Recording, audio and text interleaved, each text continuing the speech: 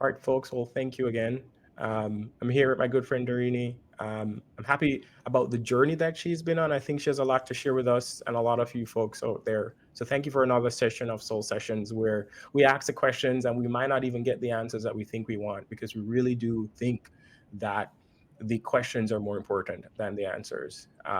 So I'm going to turn it over to Doreen and have her introduce herself. And I would love for you to share as much or as little as you want with the folks today as we get started. Yeah. Hi, everyone. My name is Dharini Vishwanath. I'm based in Nashville. I've been in sales, but I've also been in marketing. And I've also gone through quite a bit of layoffs. So it's been a tough ride, but I am enjoying where I am now. And I've learned so much through the journey I've been on. And I'm excited to talk to you about it. Well, thank you. You talk about sales. We hear a lot about sales, and you're also in Nashville.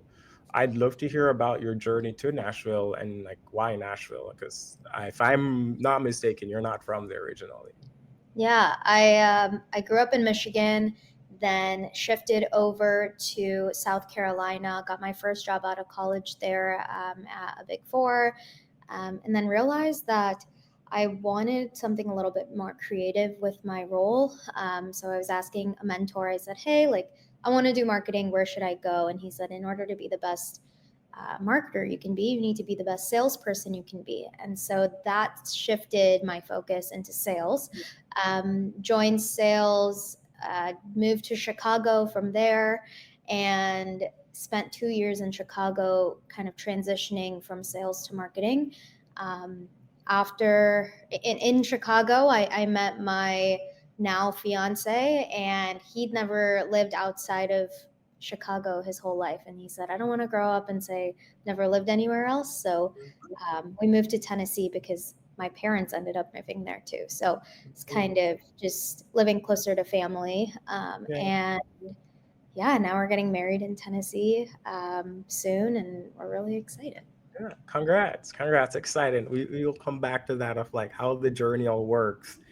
You mentioned that someone mentioned to you that if you wanted to be a great marketer, you have to know sales. Looking back, do you think that was a good advice? Hmm.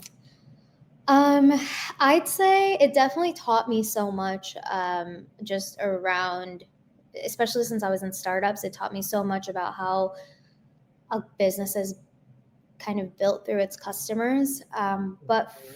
It also taught me that I don't like monotonous work. Being in Mm-hmm. sales is a hard job. You have to be really tenacious. You have to be hardworking, but you also have to come to work every day knowing you're going to do the same thing all the time. So I was a lot of cold calling. It was a lot of um, getting declined, speaking to a lot of clients. That I think that was the best part is speaking to new people. Lots of selling, contract negotiations.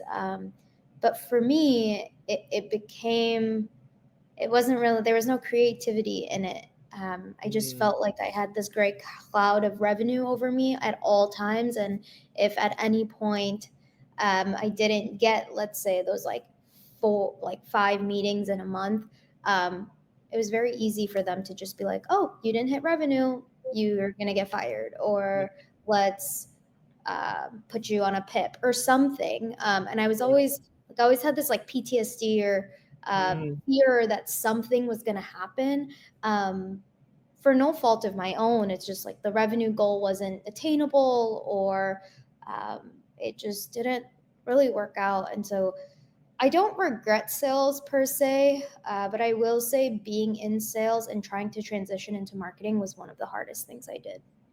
Mm, come back to that. And obviously, I knew you're at a big four. I Hmm. don't think that's a decision that people take lightly. I see big four as like something that's very traditional, very safe. Walk me through like how you felt walking away from big four. Yeah. Uh, I come from a background where my parents came here from India and they worked their butts off to get us to where we are. And so growing up around my peers and my family, going to somewhere that was safe, like a Big Four, Mhm, or to have that brand name on your resume was a really big deal. And mhm. so I was really proud of myself when I got there. Yeah. What happened in my journey was I got there, and within a week of working there, COVID hit. So I was Mhm. told I was going to be traveling. I was told I was going to be doing X, Y, and Z.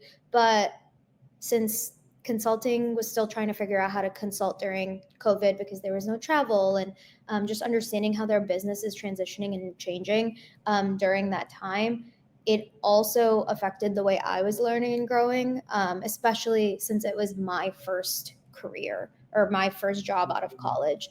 I was ready for something a little bit more structured, like learning more and just having this baseline. But that wasn't the case, and so it was hard to move away. Yeah. I think the only thing that made it better was there was a little bit of a pay bump, which was great. That's always, I mean, early on you think that's good, but now I think I'd rather be at a stable company Yeah. uh, than think about payment or Mhm. salary, um, because stability is a little bit more important. Just after going through the layoffs I went through, and um, yeah, Let's stay on that. How long ago was that? So, did you leave the Big Four? 5 years ago. Right. And so, one of the words you mentioned, I'm gonna come back to, is this like need for creativity. Mm-hmm. But I'm also hearing stability. Can you Mm-hmm. merge those two together where you are right now today? Yeah, I'd say first it all has to do with finding a company that fits with you. Hmm. Each role, each transition, even the tough ones, kind of helped me clarify what really means to me. And I think when things felt unstable, I kept going back to I want to be stable, I want to have creativity. And so, especially after working at so many startups, I realized maybe I need to pivot.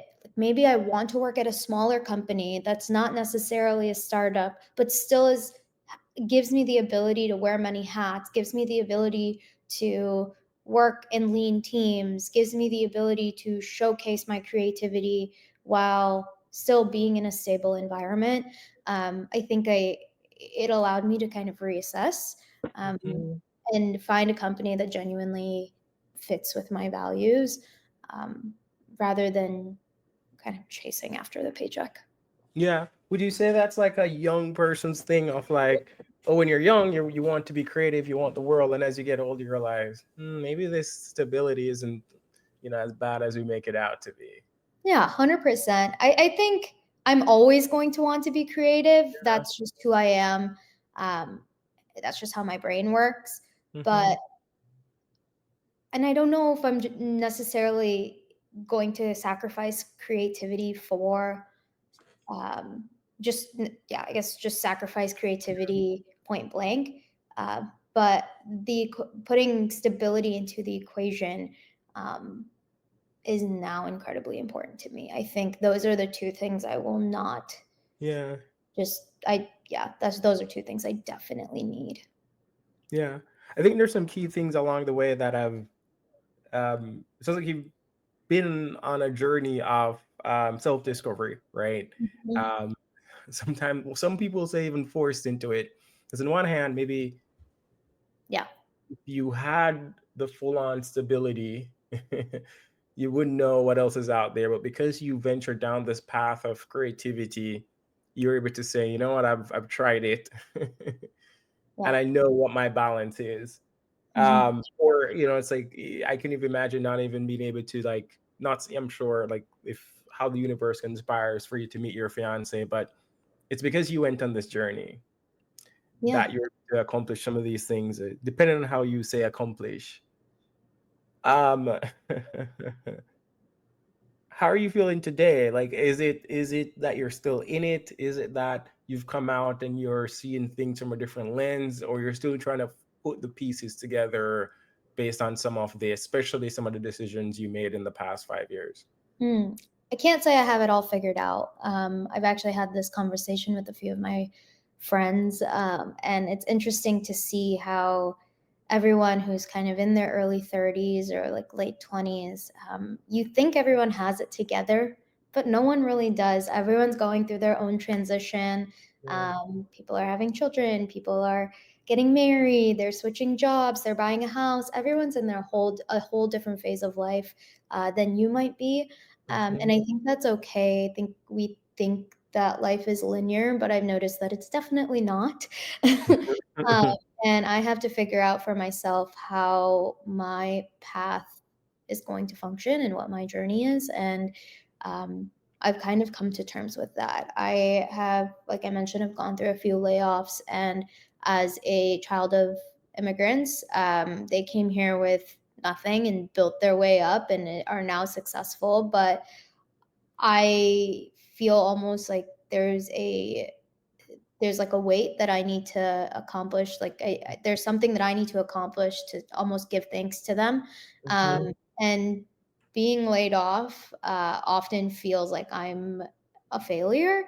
but I also then go to my friend group or people I meet, and every other, or I'd say like every five people I meet are also laid off. And so I think right now it's just something that's common in our life and in the workforce. And I've learned to be okay with that and understand that every single part of my journey has led me to a certain place, and Yeah. I've learned so much from all of that. And now I just kind of wait for the next step, and see where it takes me, and then just kind of roll with the punches. I Yeah. no longer am planning long term. I actually had uh, a colleague, not a colleague, someone who was interviewing me asked me, where do you see yourself in 5 years? And I said, just going through my journey and looking at my career transitions, I can't tell you where I'm going to be in 5 years, but I can say that where I am, I'm going to work my butt off and I'm going Yeah. to try and learn. And I want to go from being mentee to a mentor. And those are more important to me than potentially becoming the CEO of a company one day. Yeah. Yeah. You mentioned this idea, like the one thing that jumps out to me, like when you're saying that is like earlier on, you talk about getting in the big four and you said you were really proud of yourself. Mhm. Um, but then you also talk about like trying to accomplish something almost like as Thanksgiving for your family. And I know oftentimes we live in this tension of doing things for me or pursuing something for you, but then being tied to this tradition. That's the thing that comes up for me. In light of that, well, the last thing I want to talk about, because you just hinted at it, is the path. And Mhm. you said you've had to learn, but I'm curious, like how? Like, what are some things that you've done? Is there a mantra that you say to yourself when you feel like you're losing it and the ground is shifting under you? Like, how are you seemingly more okay with your path today than you were 2 years ago? Like I mentioned, I think it's a lot about speaking with others and telling them how you feel rather than bottling it up. Speaking to so many people and understanding they're kind of in the same wavelength as you are. Knowing that you have a community that feels like you do, or people that you're able to rely on, has helped me so much. But more than that, I'd say I've learned to rely on my own strength and also my ability to pivot. And it just really shows me that I can't plan anything. And if I do, it has the potential to change. And so just kind of give everything you come across your all. And whatever is meant to be is meant to be. I think that's kind of my mantra is what's meant to happen is going to happen. And I roll with the punches. There's really nothing more I can do. There's nothing more I can control. Life is going to come at me really fast and I'm just gonna have to figure it out. Yeah, it's it's a tricky place to be. And one of our newsletters earlier this week, we talk about either whether it's like the dark night of the soul or being in this liminal space where it's like we can't go back to where things were, but we have no idea what the future holds, and we're just in this hold in pattern. Um, and for some people, it's short, right? It could be a divorce or a death or Mhm. a child, or you move to a new city. Those are some of the key transitional moments, or for you, it's like the loss of a job. Um, and more often than not, especially in this westernized society, our identity is wrapped up in our productivity. And so it's hard to value ourselves when we're not working. And so I think you've been in this like unraveling but also building up. It's like a weird, like, breaking down who you thought you were, but building up someone who is probably a bit more fluid, a bit more resilient than you probably thought you were. Yeah, I think the other thing also is I've had a lot of people tell me that like, "Oh, money doesn't isn't everything," but after a few job losses, Hmm. it's not everything, but it does mean something. Like, Yeah. it Yeah. does affect your quality of living, your the lifestyle that you used to live. Like, you realize that it does matter to some extent, and I think that's okay. Yeah. Yeah. Yeah. Well, I'm gonna thank you so much today. I think this has opened up a few boxes for me, and I hope as we share this with folks, it sparks conversations of who you thought you were, the path that you thought you were on, and where you're headed, and how to show up. I guess if there's any last thing you'd love to share, or based on anything we've said, any string you want to pull on and share finally with the folks today. I'd say it's all gonna be okay. Keep networking, keep talking to the people around you. You never know how one person could be connected to someone else, and they'll lead you to the path that you're supposed to be on. It really does just take one person to change your life, and so I'd say keep talking, keep communicating, and just yeah, stay positive. Yeah. And I want to highlight this for folks. It's not like you've come out and you're so far ahead. You're still in it. So thank you for sharing that message. Hopefully folks will resonate with it. Thank you. Thank you.